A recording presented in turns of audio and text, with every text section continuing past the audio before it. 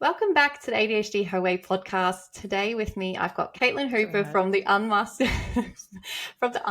Naturopath. She is here to join me and to talk about ADHD and neurodivergence more generally and the impact of conditions like PMDD, PMS, and all hormonal things that she normally loves to chat about. She also really enjoys the work in perinatal health. We'll also touch on the very important different life stages like menopause, pregnancy, or perimenopause. I think maybe I'll just leave it to you. Yeah, Caitlin, thank you so much for coming on for me today. No worries. It's so lovely to chat with you, Johanna. And it was lovely to have you pop on to my little masterclass I held recently as well. Yes, it was so good. It was so good. We've been chatting for a little bit now about a whole range of things. So it's nice to finally be able to jump on the podcast and talk about all the stuff that I love to do and what I'm passionate about. I'm working with neurodivergent women and their hormonal health. So yeah, looking forward to our chat tonight. Yeah, wonderful. And I love your Instagram. Every time you pop up on my feed, it's always something quite good wisdom that I really value and does need to be out there because this space of women's health is just so behind still. And it's nice that women like you are sharing about the hormonal health, which is so crucial and so underrated in terms of us talking about it and supporting women in that space, because it makes an incredible amount of difference when it comes to managing our energy and managing just our mood and all the important things that impacts a neurodivergent person or fluctuates when we have more heightened sensitivity. So I do think it's a really pivotal thing. So tell me a bit more about yourself and your practice and how you came to be diagnosed yourself. Sure. So I'm an autistic ADHD myself. I was actually diagnosed quite young, which was pretty hard to get back in the day. But I was diagnosed with what they call PDD NOS, pervasive developmental disorder not otherwise specified, which is bloody mouthful. But I received that at about the age of 7 or 8. So my mum, she actually went to uni to study psych herself. I think she was trying to figure out what was going on for me. And my second oldest brother, he's got level 3 autism and intellectual disability as well. So I'd grown up around that. And I've got multiple siblings with ADHD. So it's throughout my family. And I think for me, just as a child, I found it really hard to regulate my emotions and my moods. And then obviously you've got your hormones start to hit and those changes happen and transitioning to high school. And so, I always found it really challenging. But I also felt like the autism PDD NOS label just never really fully fit me.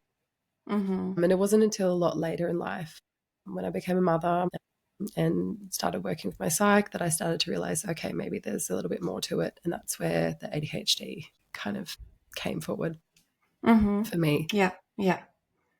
But stuff that I guess have struggled with is, especially I've had drug and alcohol issues over the years and addiction issues and chronic gut health issues, chronic pain, trauma, all of the things that all of the things that you hear quite often, unfortunately. Yes, they all come together. And then I guess for me, one of the things that I guess only just really started to understand in the last few years was that I had actually been dealing with PMDD for quite a while, but I didn't know it was PMDD at the time.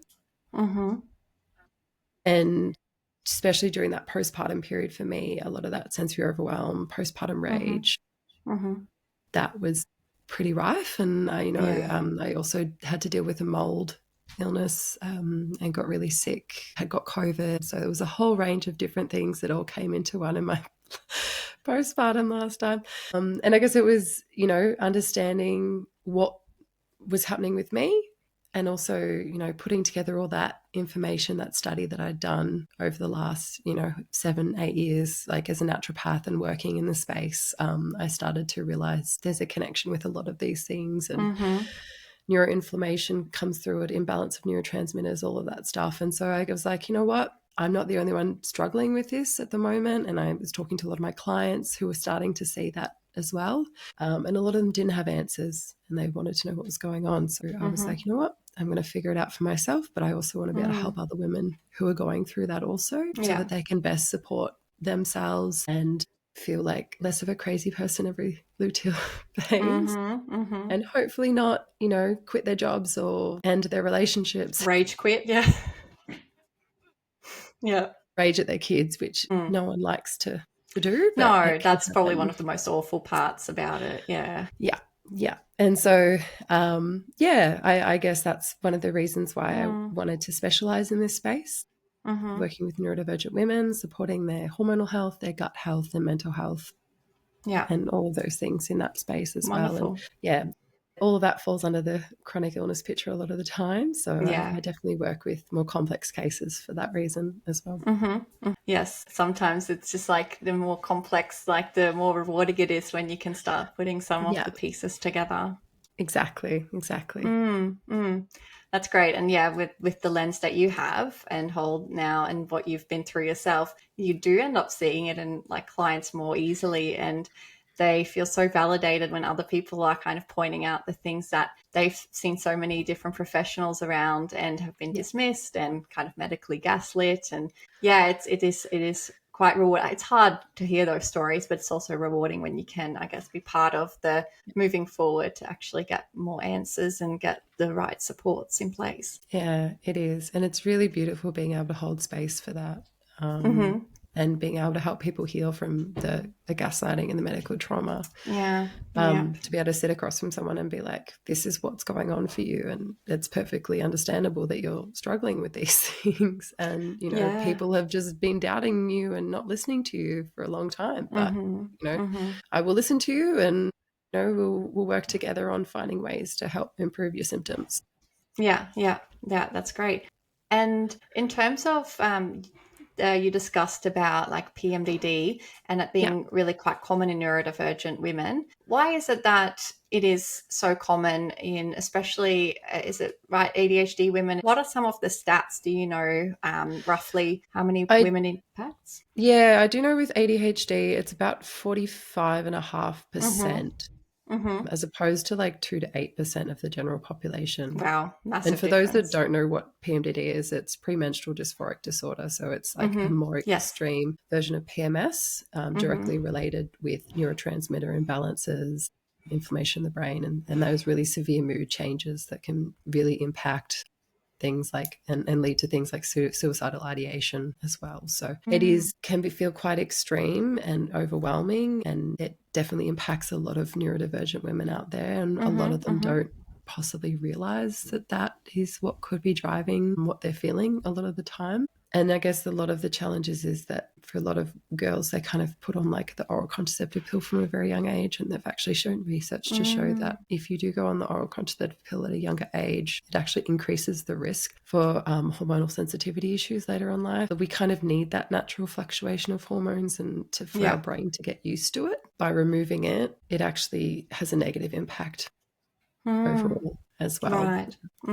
But the main reason that so many women with ADHD and also autism, I think the rates are even higher for autistic women with PMDD as well. I can't remember the exact number, but it's definitely higher as well. So it's under that neurodivergent umbrella. PMDD is quite a big issue. But basically what happens is there's receptors in our brain, the GABA receptors, which are supposed to help us to relax. When we're experiencing chronically high states of stress, basically they become desensitized to the beneficial effects of progesterone, which is what usually would help us to relax during that luteal phase. It kind of reduces our ability to adapt to stress. And it also just means that like we're not getting those beneficial effects. We're not getting the calming systems, our GABA and our serotonin, they're malfunctioning. We're getting heightened stress responses like emotional dysregulation, anxiety. So we're getting like the opposite of what we should be getting during that period. And then if you throw in an imbalance of hormones, so if you've got excess estrogen or low progesterone, especially as we're heading into perimenopause. PCOS as well, I think, isn't and it? PCOS and endometriosis and all of those things, obviously that's going to make it worse as well.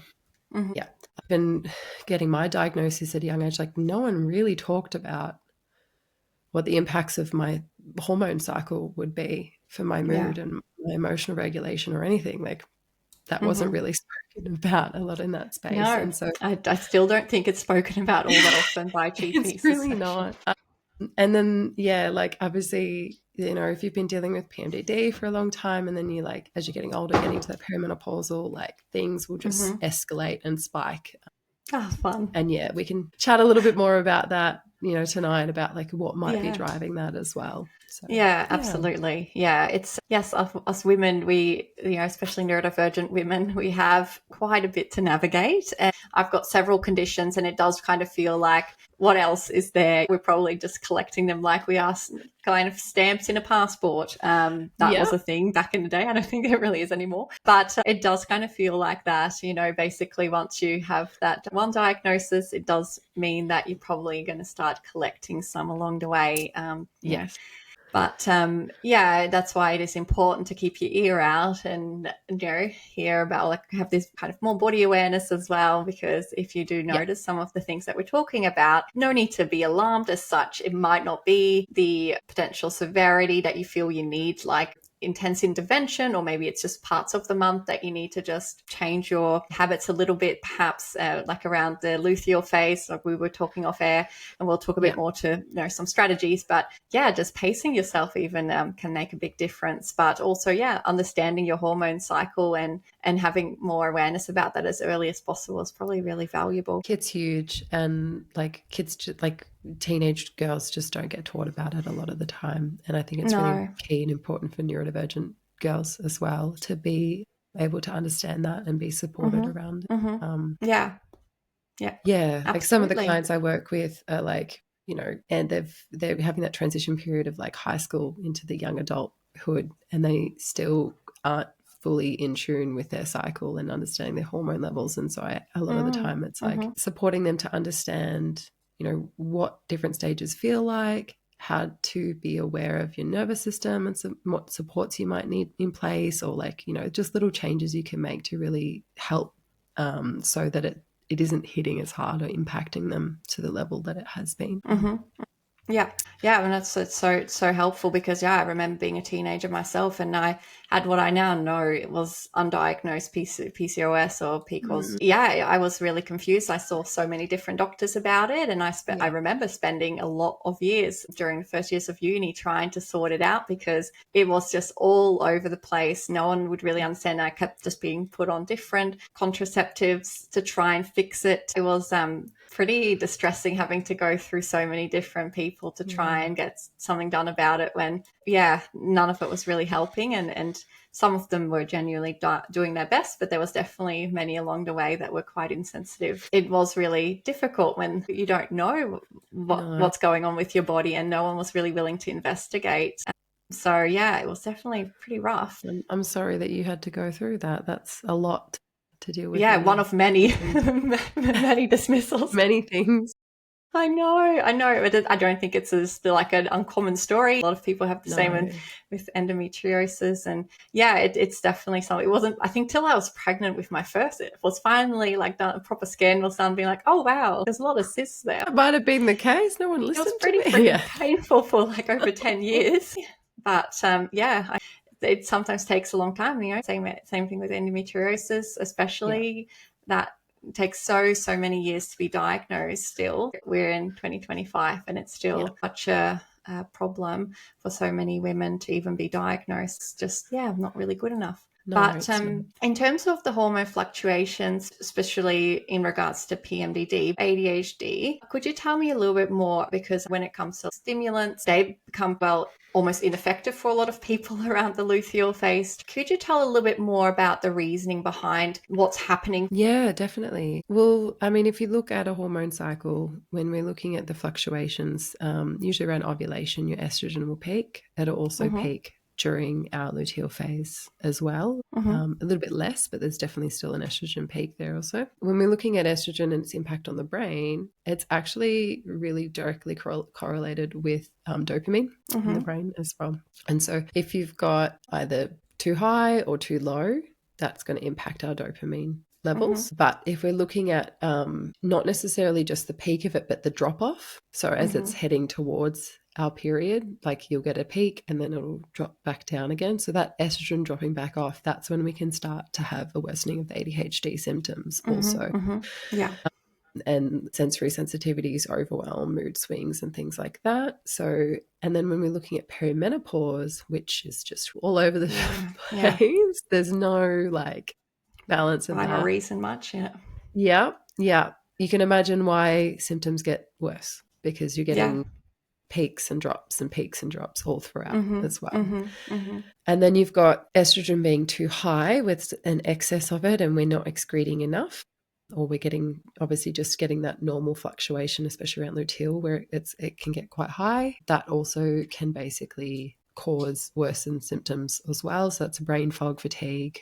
Histamine symptoms usually get increased around that because estrogen will help to break down mast cells, which is what releases histamine in the body. So for people that have already got a little bit of what they call like histamine intolerance issues or MCAS, anytime estrogen peaks in the cycle, they're most likely going to have an increase in symptoms, and that's only worsened if they've got an excess production of estrogen happening as well. Yep. So that's something I also got, which also has not been formally diagnosed.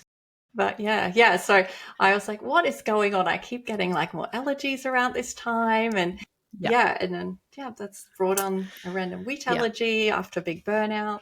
Yeah. And this thing as well is like, just like, obviously we can talk a bit more about that histamine MCAS picture as well. But a lot of those like inflammatory markers get released in the body when we're feeling danger or we're feeling unsafe. And so if we're in a constant state of stress, getting triggered with trauma, there's like things constantly around us. I mean, being neurodivergent, just living in this world that we live in, it can feel a little bit unsafe. And if you're constantly having that getting set off, that's actually going to release the histamine, and the most mast cells will get degranulated as well. So that's actually going to worsen the symptoms. So it's like a lot of the work that you need to do is supporting the nervous system as well as also supporting the hormone levels. And that's a lot what I talk with my clients about is, okay, how can we find that felt safety again and support the nervous system, putting supports in place. And then once that's feeling better, then you look at, okay, what are the underlying issues that are kind of driving these hormonal imbalances, and how can we support that as well? Wonderful. Thank you. And then obviously, you've got that progesterone picture when, if it's low. So usually if there's an excess of estrogen, progesterone will be low. And when it's low, that's usually where we get that really disrupted like GABA calming function and that dopamine variability in ADHD. So it's very common to see with my ADHD clients that they don't have enough progesterone production and that estrogen is too high. Dopamine production's variable. And if you're not producing enough dopamine, your stimulant medication is not going to be working. So you kind of have to look at the whole picture with that one as well. Because you could be throwing more medication at it, but if you're not producing enough of it because there's not enough of the precursors in there and other stuff, then you're not going to get the effects. Yeah, that's right. Yeah, which I too really experience as well. And I find that that's why I have to really pay attention to what kind of weeks I'm having around that time. And I do tell clients the same thing because they're like, why is it not working? And I'm like, well, what time of the month is it? And that can sometimes be a bit telling of what kind of week they may have had. Definitely a lot more emotion dysregulation. Yes, exactly. And I think it's like one of the things that you need to do is also be like really kind to yourself and understanding that you're not supposed to be working at 100% all the time either. Or 150. 150%, which is like what society tells us we have to do as women these days. Right. Carry all the balls at one time. But, when you look at the energy fluctuation for a man, it's like a 24-hour cycle. They've got like energy throughout the day, 9 to 5, and then they crash off kind of thing. Yeah. Ours is like a 28 to 30-day cycle. And we actually have to follow that along. So there's stages where we are supposed to rest. We're supposed to like sink in and slow down and look after those needs internally. And then there's stages where we have really good focus and really good energy. And that's like that follicular phase after we've had our bleed and we're heading up to, ovulation time as well. And that's where you plan. That's where you put things in place. That's where you organize to do a podcast and things like that. And a webinar the next day. Yes, and a webinar the next day. That's when you've got the capacity. But don't plan it during the luteal phase, and be kind to yourself that you're not expected to be able to do all that during that time Yes. either.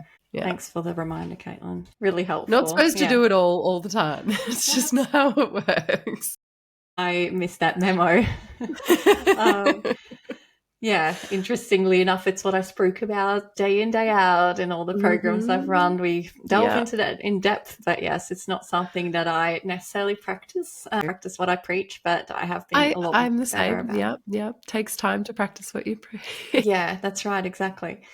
Now, you mentioned about like women, ADHD women and neurodivergent women and the pill and things like that. Yeah.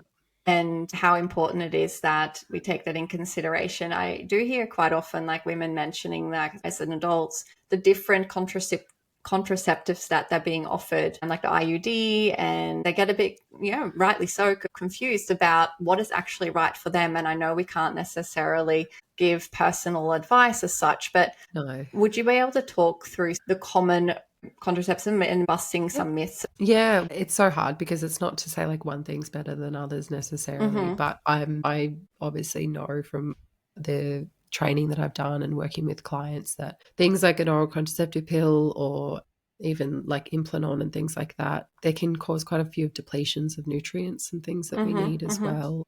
It also dampens the brain's natural response to our hormone fluctuations, which means that we're not going to be getting the same benefit of having that cycled through as well. And it also takes a long time for us to kind of recover after coming off of them as well. So I've had to support quite a few clients that have had amenorrhea or like no cycles basically after coming off the pill. And it takes a bit of time to get things back on track again. But then you've also got for some individuals, especially with like really severe PMDD, where they have gotten to the point where they like have to get a hysterectomy because they just can't deal with those fluctuations. And it's hard because they might have tried a lot of different things and nothing seems to work. And that is the choice that they've made. And I'm not someone to say you've made the right or wrong choice around that. But I do know that there are ways to naturally get cycles back in sync again and to bring levels down. And there's always something that's triggering it. So whether that's your methylation pathways not being supported, whether that's inflammation going on, whether that's your gut health because you're not excreting enough of the excess estrogen, things like that. There's always something going on that can be driving it. Yeah. But from a contraceptive picture, like if we're not necessarily looking just to support symptoms, so like for some instance, like perimenopause, having like low dose progesterone, for some women, having that progesterone can actually cause greater symptoms, especially around the PMDD because of that hormonal sensitivity. So they might go for a lower dose at a certain time of day, or they might prefer to use a cream or pessary or something like that as an alternative. Yeah. I myself used a copper IUD, was not good for me. It basically causes an inflammatory reaction in the cervix. That's what the copper does. So I got really heavy cycles. My mood was really greatly impacted. It's opposite what I got, Yeah, whereas some women will swear by the Mirena, for instance, because it will like lower their cycle down. The hormones are concentrated to that area. And then just say like, if you're using oral contraceptive pill or some form of contraception, but you're hoping to fall pregnant in the next few years, that's where I would say, okay, try to avoid hormonal contraceptive methods because that is going to have a flow-on effect for a little while afterwards. Yeah. But if it's later in life and you've had your children, I would just, I guess, be aware that any form of artificial hormone, even hormone replacement therapy, while it can work really well for some women, for neurodivergent women, there is a risk, depending on the dose and the form and when you have it, that you might get some negative side effects. Yeah, like bone And for density some, and stuff as well. Is that right? pardon? Or am I associating that wrong? Was it bone density or other things as well that can Yeah. impact? So that's one of the reasons why they put on hormone replacement is to help with the bone density because estrogen levels dropping can impact that. Yeah. And so, yeah, hormone replacement has its pros and cons, but I would just, I guess, be aware that from a neurotransmitter, like mood, stability, PMDD picture, you've got to really weigh out and see what works best for you and work with a specialist who knows how to prescribe it properly as well. Yeah. And monitor really closely. Yeah. Well, that's a really helpful pointers because, we're not at all like poo-pooing on contraceptives, because some people feel that they need that, and in order to have the risk of falling pregnant, then that may be too great. I mean, they need to the other option is a vasectomy, condoms, or a vasectomy, yes. Which is reversible and does not impact your hormone levels. Exactly. It definitely is very frustrating when so much responsibility is put on the women and prevention methods. It's very infuriating when we already have to deal with so much. It is so significant, like you're saying, it impacts fertility, and it is really, really devastating when many neurodivergent women have fertility issues, and maybe some who even struggle to fall pregnant at all. Yeah. And I do feel at times that it is like a quick fix to just put someone on a pill instead of actually doing the hard work into investigating what's actually underlying it and what's going on for them personally. Yeah. And look, the pill doesn't fix the issue. All it does is dampen the release of those hormones and keep it at a stable level, so you're not getting those natural fluctuations, which are actually beneficial for our neurotransmitters and our body and, everything else as well. Yeah. Okay. And what would be some alternatives?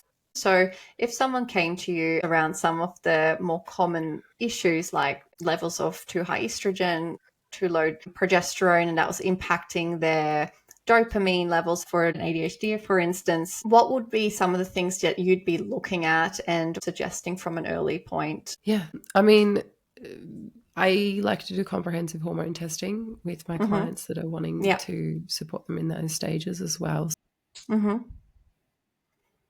Things like HFSH, DHEA, testosterone, estrogen, all of that I would get tested around day 2-3 of the cycle.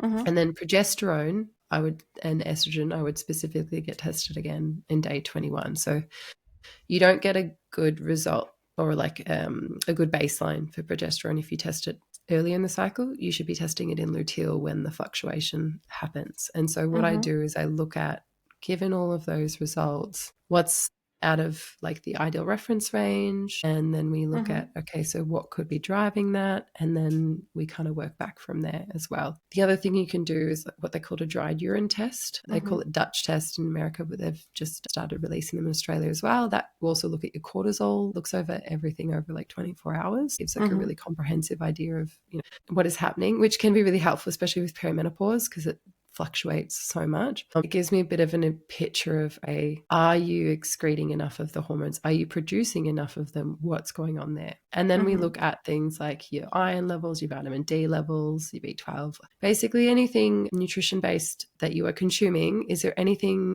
out of range? And then we look at, okay, if you're not absorbing it, it's probably something going on in your gut. Yeah. And especially as an excess. Vitamin D and B12, I think, isn't it? Like they're common ones. Yeah. Well, iron is interesting enough.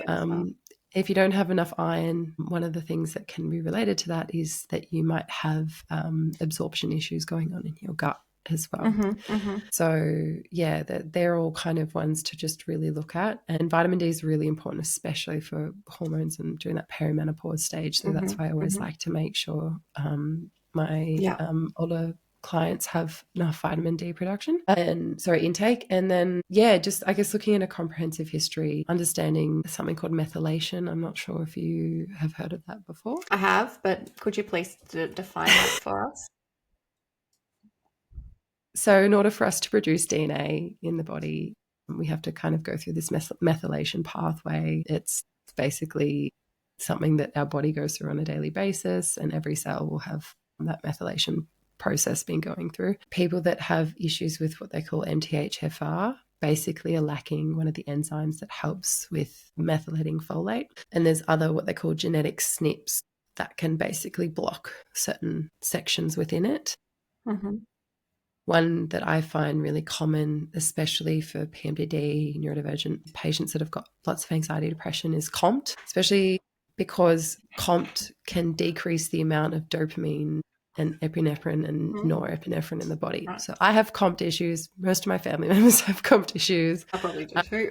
I have a lot of people probably have it, they don't realize. And looking at DNA and pathways and stuff, we can have a look at, okay, if you can't have it in this form, let's have it in this form, or how can we support this pathway better? And there's some really good things out there, like SAMI is a really amazing one for just like what they call a methyl donor, sort of help to just like fix some of those pathways up and donate. What is that? Sorry? Say that it's again. called SAMI. I cannot pronounce it, sorry. It's Yeah, a really long okay. word. No, that's fine. It's not for everyone, especially if you've got bipolar. It can be quite stimulating. So what is it? Is it like something that you consume? Like It's something a supplement that you can have, which basically helps to donate to these methylation pathways if you're missing some methyl groups along the way.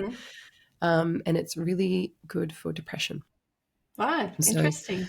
So for some of my patients, especially if they're not on antidepressants, and I can see that they've got some methylation pathway blockers, we look at SAMI as an alternative as well to see if that helps. And like the NAC, which I don't know if you've had. Anyway, there's a lot of supplements out there, but a lot of these ones that basically will just help to kind of fill in those gaps. Yeah. And when we're looking at methylation pathways, that's really correlated with the mood changes and neurodivergence and neuroinflammation and all of those things that can kind of basically roll into one. So we want to support methylation. We want to support those pathways so that we're not creating too much inflammatory markers. And so we're actually expressing things that we need to express in order to function. And so, and a lot of this stuff, like, you know, the average doctor and stuff doesn't really look into, but especially as a naturopath and some nutritionists and stuff and specialists in this space, like that's what we like to look into and focus and understand, because we really want to get to the nuts and bolts of, you know, what's going on for this individual as to why they're feeling the way they're feeling and what's kind of driving those symptoms.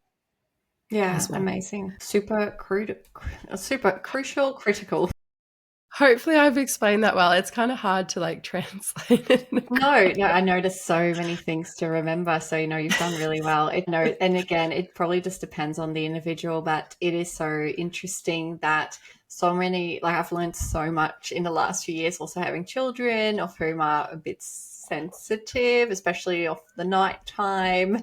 And so I've had to look at different, you know, supports for them, like melatonin and that for better sleep, and iron and magnesium because of the restless legs and exactly. So, magnesium, like, and I'll say with those pathways, the methylation pathways, like B6, magnesium, like all of those things are just so important for like supporting a lot of those pathways and things that go through. Is it okay if you tell us a little bit more about histamine, especially for health? And you mentioned like things like MCAS and the inflammation that occurs. I haven't been formally diagnosed, but we can get diagnosed for MCAS. Could you tell us a little bit more about that histamine intolerance and, what people may not really know about how to manage that? Yeah. So one of the ways I kind of describe it is basically we've got this bucket that fills up throughout the day with histamine. And once it gets to a point where it kind of spills over, that's when we start to feel those symptoms. And so there's things like if you can take an antihistamine, but it's actually not emptying the bucket. It's just blocking the receptors from getting triggered from it. So what I like to do is I like to look at how can we empty this bucket of histamine that keeps overflowing. But the reason why so many people feel it during certain stages of their cycle, like ovulation and in the luteal phase, is estrogen. Basically what it will do is it'll go to these little mast cells that are all through our body, and it'll what they call degranulate them, which means to just literally break them apart, and then it will release all the histamine. You've got dysbiosis or an imbalance of gut flora. Types of bacteria also produce histamine as well. Or if you've got what they call a leaky gut, all of that can basically worsen the cycle and worsen the amount of histamine going on. The challenge with estrogen is it also slows down DAO, which is the thing that kind of clears it out. So not only is it breaking down mast cells to release more, but it's also preventing the actual breakdown of the histamine in the body. So it's recirculating it around. So it's a really fun cycle. Yeah, yes. I used to get sinus infection every single month. And I was like, why is it every time I'm about to have my period or like right around that time, I'm like, yep, there it is, another sinus infection. Yes, the joys. And look, and that's what I was dealing with in my postpartum because I also had mold exposure. as well, which can increase the histamine and inflammation in the body and increase sinus infections. So, toxic mold syndrome, I've heard that one being thrown around. Yeah. Yes, exactly. The challenge with histamine is it's also a neurotransmitter in the brain. So we're not just looking at the effects it has in the body, which is like increasing mucus production. It also impacts the level of acidity in the stomach and our digestive flow as well. So like, I don't know if you've ever noticed when you take an antihistamine, sometimes your stomach will feel and like tummy feels a bit afterwards and a bit bloated and gross. It kind of slows that process down a little bit. When we block the histamine, we actually need histamine to help our digestion. Right. The problem is when we have too much of it. But it impacts mood, anxiety, sleep, can increase migraines and cause migraines. It increases the PMDD flares, can cause breast tenderness and pain, a whole range of fun things that it can basically impact. And so I like to call it like a bit of a brain gut immune, like basically. So it's like this perfect storm of dysregulation. So you've got a bit of like neuroinflammation, you've got this like dysregulation of our immune system, dysregulation of our mood and our gut. And it's all kind of impacting each other. And so when we're looking at supporting PMDD specifically, especially because it can be driven by this histamine picture, we want to look at, targeting the histamine to be and support it to be broken down better and not be getting released as much. And then also looking at how we can balance neurotransmitters like GABA and support those pathways as well. Yeah, very interesting. Yes. And then like when we're looking at MCAS, which is what they call mast cell activation syndrome, basically what that's looking at is not just histamine, but all of the excipients that mast cells release in the body and that widespread inflammation. And that's where, you get reactive to like weird random foods and smells and you get this like flushes and hives and like everything just feels like it's a danger to you and it can change day to day. So it's like, and that's the frustrating part. Yeah. You never know what's going to cause a reaction a lot of the time. I've gone out for dinners and I've had to like go home and like, nothing. I didn't think I'd react to anything, but suddenly here I am and hives all over, just top to toe. Yeah. And so many people with it have to like they live off with mast cell stabilizers or like antihistamines because they like that's the only way they know to like cope with it. But there is like it's such a convoluted thing. Like there's so much stuff that has a role to play in it. But one of the things that has really driven it, especially in the last few years, was COVID, because COVID was also increasing mast cell degranulation in the body as well. And so for a lot of individuals who've had symptoms for a long time, but they weren't as severe, and then they got vaccinated or got multiple rounds of like vaccinations and then also got sick with COVID as well. Basically, this has kind of like caused this perfect storm. They've ended up with long COVID. They've ended up with like a chronic illness because of it. And it's now set off this like histamine intolerance MCAS picture, also worsened PMDD symptoms. So I think it's important to understand like this is not in your head. This has definitely gotten worse for a lot of individuals, especially in the last few years with all this illness that's been going around. But it's important to understand what's driving it as well. Absolutely. Yeah. Yes. And chronic stress and burnout is a massive contributor. Yes, it for is. a lot of people. And that is, I think, one of the biggest things that we do. It's usually in our control to manage at least parts of that. I don't want to put the blame on the person themselves because we can live in a very high stress environment that is really hard to navigate as a neurodivergent person. So please don't feel solely responsible for that, but do see where you can really manage like your workload and where you surround yourself, the type of relationships you're around. Who would have thunk that a psychology degree would have brought on MCAS? Unfortunately for me, that's really where it all kind of really kicked off, was just the stress of uni and living out of and home. that's the thing is like it's such a pressurized industry for a lot of these spaces that we work in, and just like the amount of workload that's put on you, reports you have to write after hours, like everything, and then carrying other people's trauma, it's a lot. And it's not until you push yourself to the point of burnout and get sick that you start to realize, I need to pull back and I need to slow down. And so for many of us, it's a learning experience to understand that we actually need to look after ourselves better, and it's okay to say no. And we need to find some balance back in our lives and put those boundaries in place, because if we don't, we're just going to wind up back exactly where we were when we burnt out in the first place. And that can take years to learn. I am still learning it myself. Yes, absolutely. We'll happily put our hand up that we are by no means, whilst we may know some of the information, we often joke as professionals, we don't necessarily practice what we preach, but we certainly can share the wisdom. And Yes. but yeah, it's a really important one, and it gets thrown around a lot. I know we both talk about burnout quite a bit, and it's not for any wrong reasons. It's really a really crucial topic, because it is something that when we have so much information at our fingertips, but I think that can also flood our nervous system with too much information and too much knowing where to start a lot of the I know, time so as much well. anxiety. Yeah, exactly. But you've raised some really helpful things in terms of just some other gentle and realistic ways for people to get in touch with a person like yourself, naturopath, and they can seek out hopefully a very helpful general practitioner as well, and hopefully work as a team. I do find there's definitely different professionals that are more open to work with more holistic practitioners as well, able to work together to do the testing and look into that, into more of that investigation. Very, very important.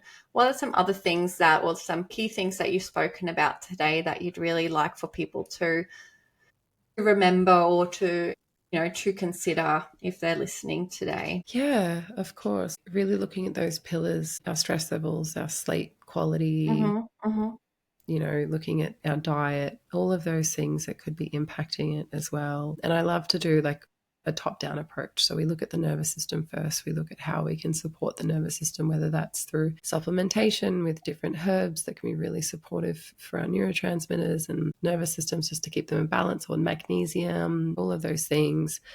Because once the nervous system and that sympathetic dominance comes down a little bit, our hormones start to get produced a little bit better as well. So the way that it works is a similar pathway. If you're stressed all the time, your hormones aren't going to be getting produced. So things to support that is cutting back on screen time, especially late at night, making sure that we're using blue light blockers and things like that. Getting sunlight first thing in the morning, getting that circadian rhythm back on track, which is very hard for ADHDers. But I like to just goal set with my clients and say, let's just try, maybe cutting back half an hour for a little bit and see how we go. Or maybe one morning a week we get out and we get some sunlight. I don't expect it's perfection, but it's just those little things that can be really helpful along the way. And I also like to look at, if histamine is an issue for you, can we just try and cut back on histamine, really high histamine foods in that around that ovulation or that luteal phase? Which are some, by the way? Can you call out some for the listeners? Well, alcohol is a big one, which is hard. Fermented foods, fermented drinks. Everyone loves kombucha, but it is a trigger, and it can be a big trigger for a lot of people. Good old wellness industry. You can overdo it. We're not supposed to drink it all. You know what I mean? It's a health drink. For me, I overdid it, especially in my postpartum. I was like, kefir every day, bone broth, blah blah blah. And then I realized, these are all high histamine foods, so I had to pull back. I was like, but that's with a lot of things. Cook it for less time, have it fresh. If you cook it, put it in the freezer straight away, and then defrost it as you need it. Don't have 3-day-old leftovers. Anything that stays out for too long increases the amount of histamine in it. Vinegars, there's another one. Basically anything that's got a fermentation or is old. I love pickles. I love pickles too. I've always loved pickles, but I realize maybe that's always been a bit of a trigger for me. Yeah.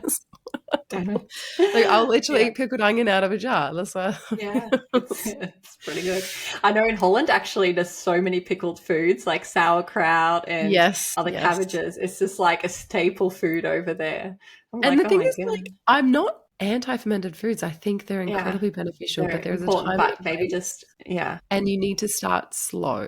You need to go really slow with it, not overdo it, and try and make it yourself if you can.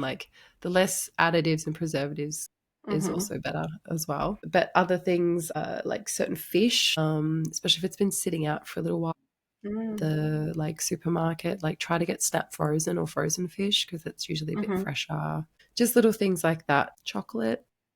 Yeah, Also I'm a not going hard to drop one, that one, I'm especially afraid. dark chocolate. Really? I thought, no, I didn't know Not that everyone reacts actually. to it, but it Okay. can definitely be a histamine trigger. Like I find that if I Interesting. have too much dark chocolate, my nose starts to run. So I'm there you gonna go. start I'm gonna have a look at that now because I do quite enjoy dark chocolate. I'm like, I thought I was doing a better job with having dark instead of milk, but now that's I'm interesting. not saying like go eat heaps of milk chocolate either, but I'm just saying for some No, of people it can course. definitely be a trigger. And then so Yeah, I usually say interesting. like cut back on those foods, but then also have things like nettle tea, which is a natural Mm-hmm, mm-hmm, antihistamine, which I love, and it's also really nutritive. And then mm-hmm. quercetin, really good as well. Vitamin Not C heard can of that support one. it, magnesium, all of these different things that we can have like to support our bodies. Even you can actually have DAO, but I usually get it in the form of a kidney. So you get like freeze-dried kidney tablets.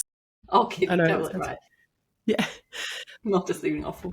No, no. I mean, you can have offal if you want. We are supposed to be having more organ meat, so it is Yes. beneficial. But yeah, yeah, yeah. Well, I usually like to actually. These are the ones I usually go. So like I do like a beef organ mix, and so Ah, they've got like heart, liver, kidney, and so you're getting it like from the food product as from the well. So source. Yeah.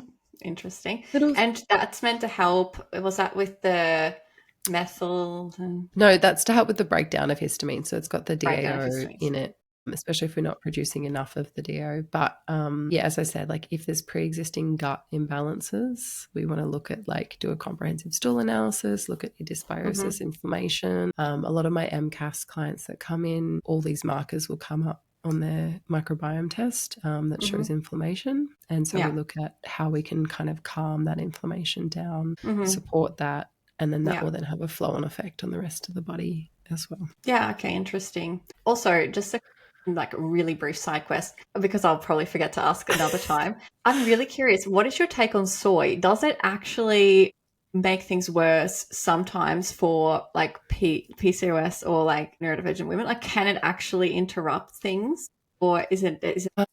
So I think the thing is like because the way that it is, it's what they call a phytoestrogen. So it basically looks the same Mm, as estrogen does, mm-hmm. and so basically it will attach to those estrogen receptors as well. Right. But studies have shown, and this is like still up in the air as to whether it's Yeah. proven or not, that if you've got low estrogen, it can support it to increase. If you've got high estrogen, it can start promote it to decrease. So it really depends on where you're at. I don't think that having estrogen is going to be, so having too much soy is necessarily going to cause estrogen dominance. There's usually some Mm-hmm. other Mm-hmm. stuff going on that would Mm, be mm-hmm. triggering it. Mm-hmm. Mm-hmm. But from a perimenopausal picture, when your estrogen levels are dropping, soy is great. Soy is your Yeah. best Okay. friend. Interesting. Yeah. But it's Okay. how you source it. And I wouldn't just be drinking straight soy milk all the time because a lot of them have just got like seed oils in there and they're not Oh well crap. sourced. So you want to get things like tofu and tempeh in there as well. Mm-hmm. And yeah, try not to get too much processed soy, but like actual Mm-hmm. soy, Mm-hmm. edamame Mm-hmm. beans, like you can get those in the freezer and put them in your little salad bowls and things like that. So Love edamame beans. Yeah. yeah, so there's, I mean, if soy was really that bad, like the Asian community would really have struggled for a very long time when it comes to their estrogen levels, and they Mm-hmm. haven't had those issues ongoing. Mm-hmm.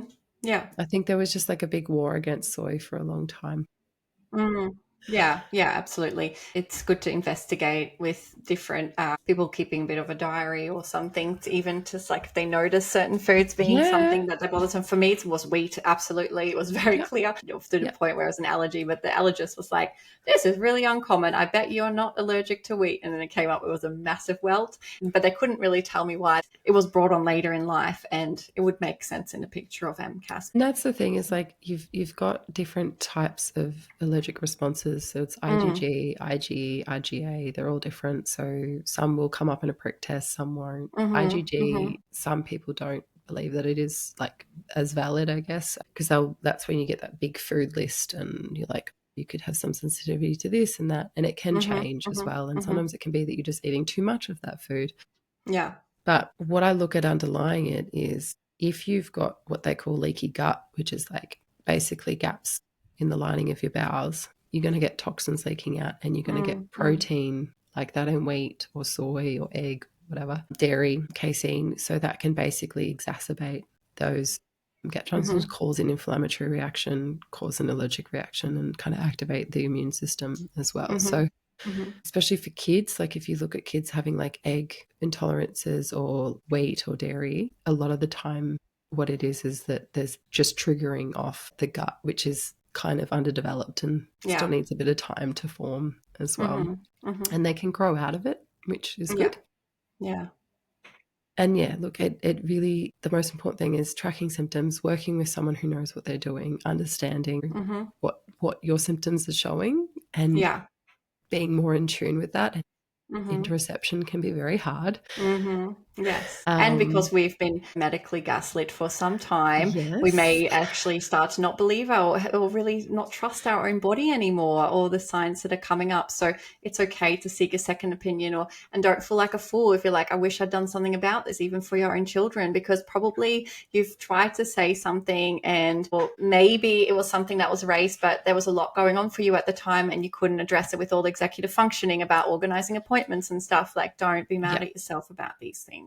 No, and that's one of the biggest things is like healing is also being kinder to yourself. Yeah. That's a big part of it as well. Healing takes time, and getting the answers takes time, and it's not going to happen overnight, and you shouldn't get down on yourself because you didn't fix it 2 years ago or get it looked into when you did. The fact is that you're actually actioning it now and prioritizing your health now, and seeking out and getting the help now, and that's the most important thing. Yeah. Thank you. That was a beautiful message to finish up on. Yeah. So basically what I was going to offer you is two different scenarios. If you were to have to choose between two options where you're basically told that you couldn't have any more, I'm going to make it chocolate or pickles, what would you rather?